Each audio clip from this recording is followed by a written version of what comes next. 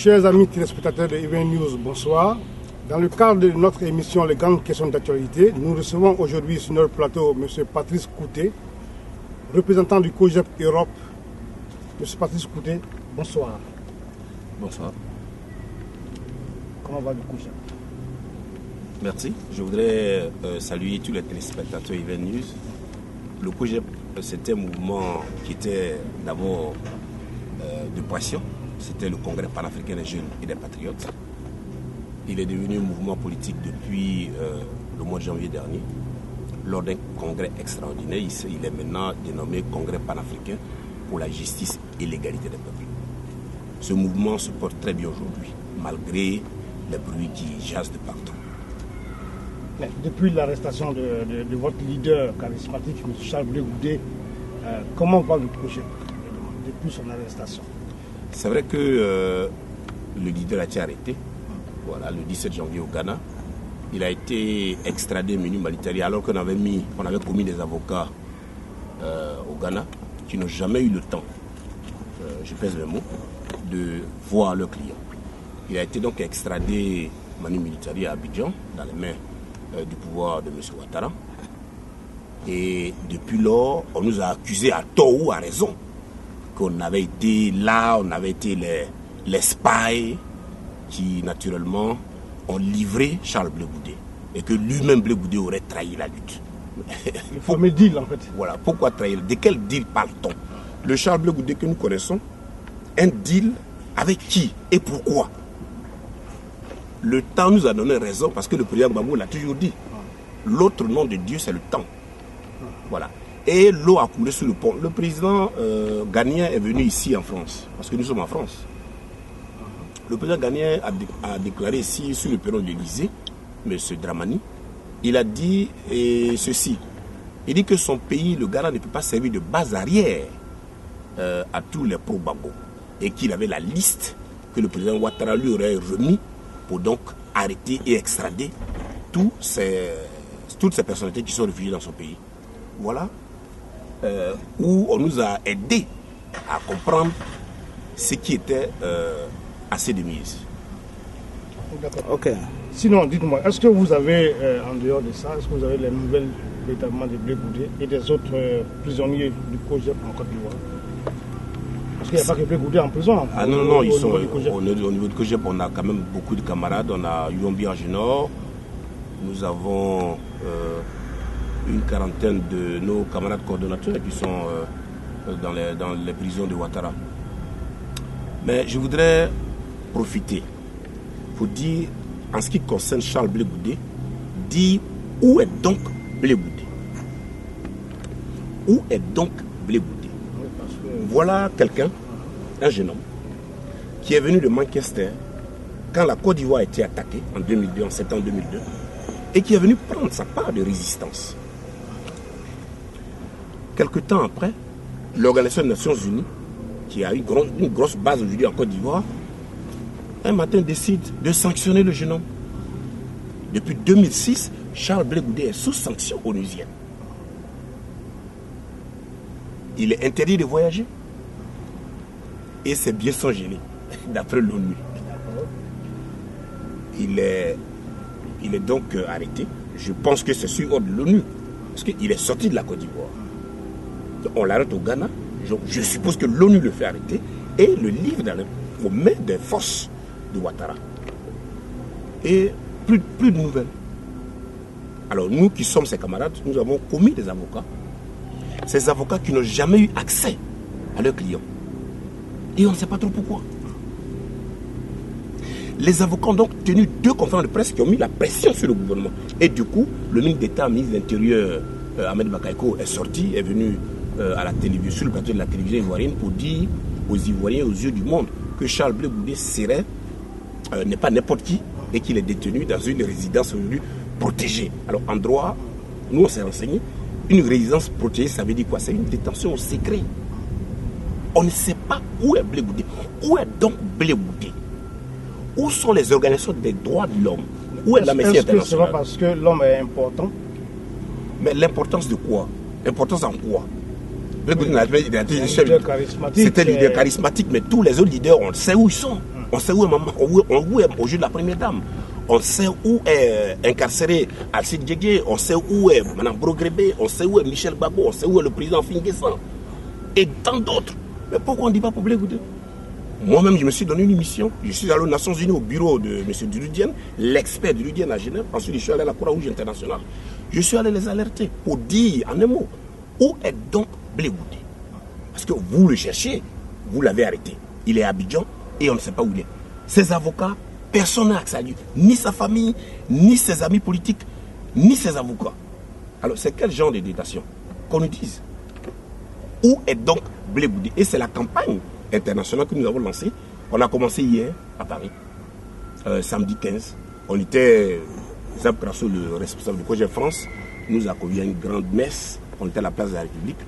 Ensuite, nous avons dénoncé, nous avons dit ici au gouvernement, nous avons dénoncé le laxisme de M. François Hollande et nous avons interpellé le pouvoir de M. Hollande davantage de peser lourd et donner les directives au gouvernement d'Abidjan de nous dire très clairement où est donc Blé Goudé. Ben écoutez, et le ministère de l'Intérieur à Abidjan, ils disent quoi? Vous leur avez posé la question de savoir? Mais le ministère de l'Intérieur... Le ministère de la Justice, parce que c'est deux ministères quand même ensemble. Ouais. S'il a été installé du Ghana, donc forcément c'est le ministère de l'Intérieur. Absolument. Voilà, donc c'est Interpol, c'est tout ce monde. Mais, c'est vrai que vous accusez... mais monsieur Tidiane, on ne savait pas où était Blé Goudé jusqu'à ce qu'un matin on nous le présente les mains complètement menottés au palais de justice du plateau. Il est passé devant un juge d'instruction. Il est passé devant... Et on lui a... Et quelles sont les charges Mais les charges sont multiples. Les charges sont multiples. On dit séquestration, vol, je sais pas moi, incitation à la haine, etc. Fauteur de troubles. Il y a un tas de chefs d'accusation contre Charles Blé Goudé. Mais ce n'est pas ça le problème. Le problème c'est quoi? En quoi Charles Blé Goudé gêne le pouvoir? Qu'on nous dise très clairement. Parce que voilà un jeune homme. Est-ce que résister est un crime? On a vu l'armée française en 2004 qui a envahi la Côte d'Ivoire, qui a envahi le palais de Gbagbo, du président Gbagbo. Et Blé Goudé a dit non. Vous ne pouvez pas, Plateau, ni Cocody n'est pas un quartier de Paris. Voilà le slogan.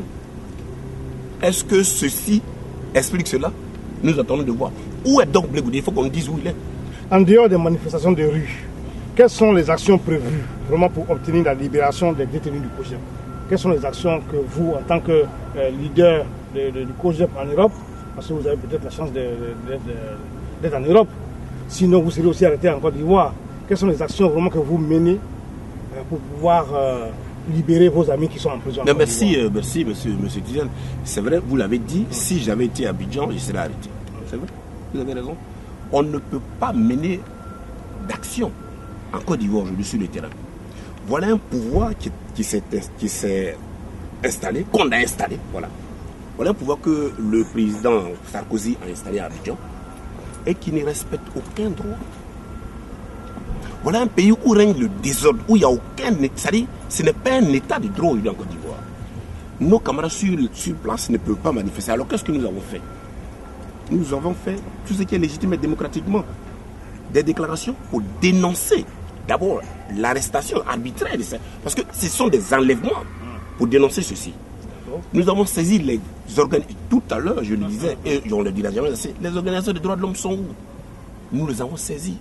Quand quelqu'un vous les avez saisis, ils ont dit quoi? Qu'est-ce qu'ils vous ont dit? Mais on a vu les derniers rapports, on a vu les derniers rapports de certaines organisations dénonçant ce pouvoir où il y a l'insécurité qui règne. Mais le pouvoir ne veut pas accepter ça. Et c'est le problème de la Côte d'Ivoire. On ne peut pas arrêter, on ne peut pas enlever quelqu'un ce matin, d'abord vous prend, vous êtes détenu quelque part, on ne sait pas le lieu, on ne vous présente pas au palais de justice, vous n'avez pas droit à un avocat, aux soins minimums. Mais on est dans quel état de droit? C'est ça le questionnement. Bon, monsieur, écoutez, on va passer à une autre question. Selon les informations récurrentes depuis quelques jours aujourd'hui, il se trouve que le médecin personnel de Blé Goudé est très malade et il serait aux mains de la DST. Alors, quelles sont les informations que vous avez dessus, qu'est-ce que vous pouvez dire aux téléspectateurs de Humain News par rapport à ce Mais cas? tout ceci, c'est la presse qui relaie ça. Tout ceci est triste, mais il faut qu'on le dise. Voilà Dr Saraka, qui est d'abord il est médecin du président Charles Blé Goudé, mais il est aussi militant du COJEP. Voilà quelqu'un qui s'organisait en tant que médecin pour ne serait-ce que rendre visite ou localiser notre camarade Charles Blé Goudé. Voilà un matin, un soir comme ça, il était chez lui avec son épouse. Ils sont venus l'enlever. Il est détenu à la DST. Quelles sont les raisons? On n'en sait rien. Maître Ndri, on a interpellé les avocats. On dit oui, effectivement, on l'a localisé. Mais qu'est-ce qu'il fait à la DST? Est-ce que c'est sa place? Dr Saraka n'a pas sa place à la DST. Alors aujourd'hui, il est agonisant. Naturellement, c'est la maltraitance. Hein? Quand on vous maltraite, quand vous êtes mal nourri, vous n'êtes pas soigné, vous n'avez pas de visite, quand vous êtes cloîtré, quand vous êtes isolé, naturellement, il y a d'autres pathologies qui arrivent. Il est malade. Nous avons aussi appris ça par voie de presse. Mais c'est malheureux. Il faut que le docteur Saraka sorte de là où il est pour venir reprendre sa place dans la lutte. C'est ce que nous demandons. Il n'est pas seul. Aujourd'hui, aujourd'hui, qui, Blé Goudé est arrêté, tout le monde le sait, qui représente le COJEP aujourd'hui, au niveau national? Oui, merci, parce que au début, vous savez... Parce que c'est quand même une démocratie, il y a un président, il y a un vice-président, quand le président n'est pas là, qui est là, qui est l'interlocuteur, voilà. C'est une structure... Merci, monsieur Tida. C'est une structure, le COJEP, c'est un mouvement quand même sérieux. Voilà. Quand le camarade Charles Blé Goudé a été arrêté, on a eu d'abord affaire à un bureau intérimaire qu'il avait lui-même organisé. C'est-à-dire les organisations du congrès extraordinaire, pilotées par le camarade Joël Poté, avaient été mises en place. Et du coup, on a vu que la ligne que ces camarades défendaient n'était pas l'idéologie, ne rentrait pas dans l'idéologie même du mouvement. Qu'est-ce que nous avons fait? Nous sommes réunis, la plupart des coordonnateurs, etc., COJEP Europe, etc. Nous sommes réunis, moi par téléconférence, et nous avons décidé de mettre de l'ordre dans la maison. Et au jour d'aujourd'hui, c'est le camarade Bli Roselin qui est le président intérimaire du bureau politique de ce mouvement. Et le camarade Bli Roselin nous a fait confiance de l'accompagner dans l'action qu'il est en train de mener en tant que vice-président. Donc au jour d'aujourd'hui, c'est vrai, je suis le représentant COJEP Europe, mais je suis aussi membre du bureau politique intérimaire qui est à Abidjan. Donc le COJEP a une seule direction, dirigée par le camarade Roselin Bli. Mais aujourd'hui, tous les partis politiques, même les mouvements politiques aujourd'hui, sont en train de s'apprêter pour 2015. Voilà, M. Ouattara dit qu'il est candidat. Au PDCI, on ne sait pas encore qui va être candidat. Au COJEP, le COJEP va avoir un candidat. Mais le COJEP ne peut pas avoir un candidat. C'est-à-dire, on n'est pas. D'abord, quand on est pressé, on va doucement. C'est le président Gbagbo qui l'a dit. Et il faut que les Ivoiriens comprennent une chose. Dans quel état on va aller aux élections en Côte d'Ivoire? On a demandé très clairement. Regardez un peu la commission électorale indépendante. Et regardez les conditionnalités pour aller aux élections. Voilà. Et il y a un problème d'insécurité. Aujourd'hui, l'opposition n'a pas droit à la parole. Si vous êtes opposant, vous êtes persécuté. La démocratie, il y a un pouvoir et il y a son contre-pouvoir. Mais il n'y a pas de contre-pouvoir au pouvoir. C'est un pouvoir totalitaire. C'est-à-dire, il y a des conditions. Il faut d'abord que la sécurité règne en Côte d'Ivoire. Tous les dozos, tous ceux qui ne sont pas en droit de porter des armes en Côte d'Ivoire doivent être désarmés très clairement. Parce que c'était des factions. Ces dozos-là n'ont rien à voir dans les villes. Ils doivent rester en brousse chez eux. Voilà. Tous ces analphabètes qui portent des armes, des kalachnikovs, ces tueurs qui sont dans Abidjan, dans nos villes, dans nos villages, pour tuer nos parents. Non. Ils doivent rentrer chez eux, dans le village, dans leur campement, et redonner le blason de l'armée.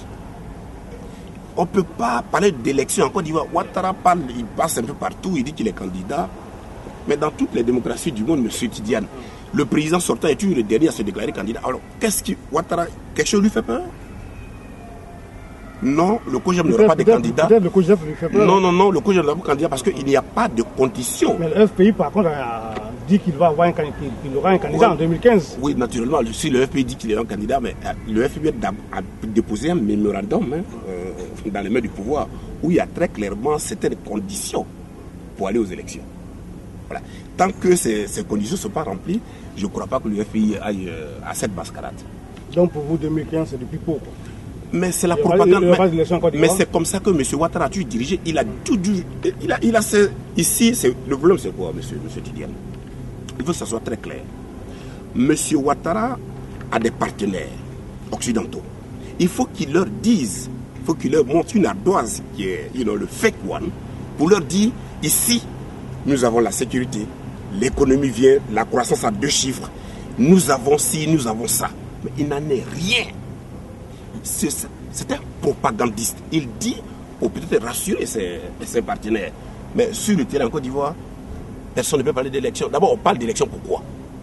Regardez les dernières élections législatives, municipales, j'allais dire, où le FPI n'était pas candidat. Mais le RHDP s'est entre-déchiré. Il y a eu des bagarres généralisées à Koumassi, à Trècheville. On découpait les gens à la machette. C'est le FPI qui fait ça. Écoutez, il n'y a pas de sécurité dans ce pays, donc il n'y aura pas d'élection. Donc pour vous, la réconciliation, c'est un vrai mot.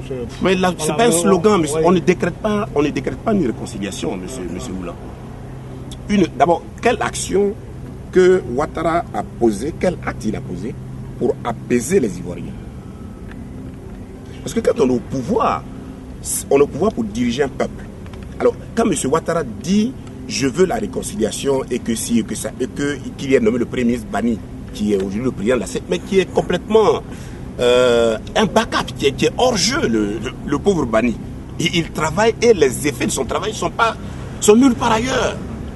La réconciliation, on dit c'est calqué. Cette réconciliation est calquée sur le modèle sud-africain. Mais diantre, quel modèle sud-africain parle-t-on?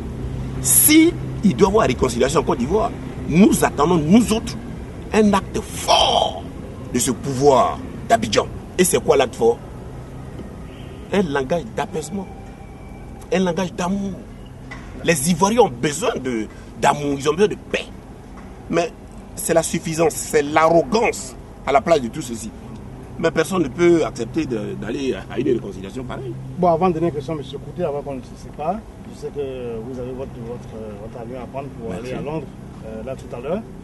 Il y a 84 détenus pro-Gbagbo qui vont aller en cour d'assises. Quelle lecture vous faites de ça? Mais tout ceci, c'est depuis quoi encore? 84 personnes, dont Simone Gbagbo, Michel... Ils sont nombreux. Tout ceci, je vous le dis, tout ça, c'est du pipeau. Le gouvernement de Ouattara, c'est un gouvernement de communication. Je vous le disais et je vous le dirai jamais assez.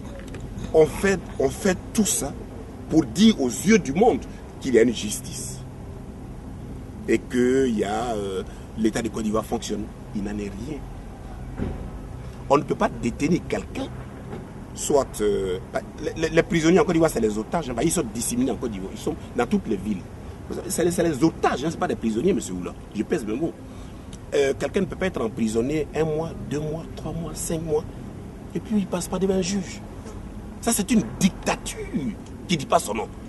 On entend parler de quelqu'un quand Mme Gbagbo était malade récemment, on l'a transféré à la PISAM. C'est comme ça qu'on a dit sa nouvelle.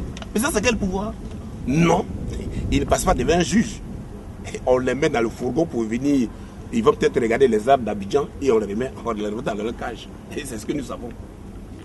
Ben, monsieur Patrice Kouté, en tout cas, merci. Quel est votre dernier mot pour les News qui nous regardent, qui vous regardent là-haut? Ben, merci. Je voudrais d'abord vous remercier. Merci de nous, pour une fois, que le projet parle à Even News.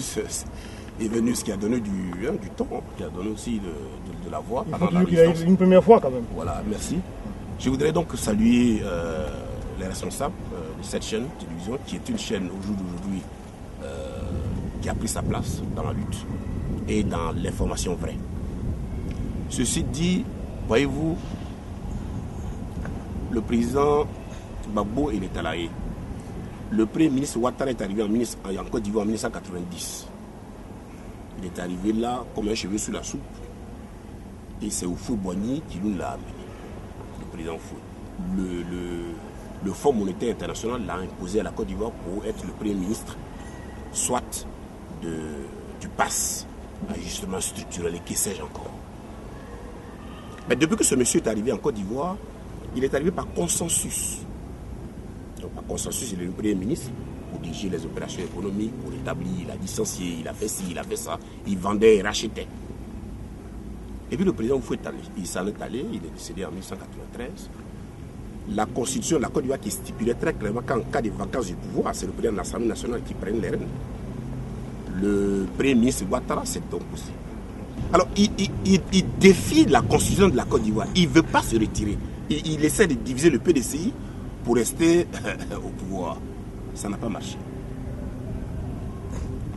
Le président Bédié reprend donc la constitution, le rétablit dans ses fonctions de président de la République et il lance un mandat d'arrêt international contre Ouattara qui quitte le pays, etc., etc. Tout le monde saura dans quelles conditions Ouattara reviendra au pays. On n'a pas besoin de le rappeler. Merci de le savoir. Je voudrais dire que, je vous disais ça, je faisais un clin d'œil, M. Tidane, pour dire que depuis que ce monsieur est arrivé, la violence est née en Côte d'Ivoire. Voilà. Il faut que les Ivoiriens sachent que le père de la violence s'appelle M. Ouattara. Voilà. Il faut que ça soit clair et c'est net. Maintenant, au jour d'aujourd'hui, après ces élections, il y a un gap. Après ces élections, crise des postes électorales, le président Gbagbo a été brillamment réélu. Hein, voilà. Pour une crise, pour un problème de comptage de voix, l'armée française est venue bombarder le palais larisien du président Gbagbo. Bon, on sait la suite. Aujourd'hui, qu'est-ce qu'on doit retenir? Je voudrais interpeller tous ceux qui sont épris de justice, tous les militants, tous les Ivoiriens, les patriotes, où que vous soyez, suivez très bien ce qui va se passer. Le président Gbagbo est à La Haye. Il y a plus de 800 prisonniers pour leur opinion disséminée en Côte d'Ivoire. Charles Blé Goudé a été arrêté le 17 janvier au Ghana. Il est détenu au secret. Où est donc Blé Goudé? Nous disons que si le président Gbagbo est libéré demain, tous ces prisonniers-là retrouveront naturellement la liberté. C'est naturel. Mais avant de retrouver la liberté, il faut savoir où est le prisonnier, où il est détenu. C'est le slogan, c'est le lancement de la campagne internationale. Où est donc Blé Goudé? Où sont les organisations internationales de droits de l'homme? Amnesty International, Global Witness, l'ONU, Human Rights Watch et autres. Où sont ces organisations qui sont dans un mutisme total? Blé Goudé est détenu au secret, il est dans une résidence protégée. C'est un abus de pouvoir. Et nous sommes venus pour dénoncer cela. C'est ce que je voulais dire. Je demande aux Ivoiriens d'être debout et de croire en l'espoir. Vous savez, la politique, le président Gbagbo est resté plus de 30 ans dans l'opposition. Il a été l'objet de toutes sortes de critiques. Oui, il était ci, il était ça. Il n'a jamais répondu. Il a fait l'essentiel. Il travaillait pour son pays. C'est ce que le COJEP veut faire. C'est ce que les forces vives de la gauche, au sein de la majorité présidentielle, veut faire. Nous voulons aujourd'hui un changement. Et un changement très calme, un changement démocratique. Nous voulons que Ouattara dégage tout sauf Ouattara. Parce que nous suivons un peu les échos, un PDCI, on en a parlé tout à l'heure. Nous cherchons. Mais tout sauf Ouattara, s'il y a élection un jour en Côte d'Ivoire. Je vous remercie. Merci, M. Patrice Couté. Merci en tout cas d'avoir accepté l'invitation de Event News, d'être venu de l'Angleterre pour cette émission. Merci en tout cas. Chers téléspectateurs de Event News TV, merci de suivre Event News TV.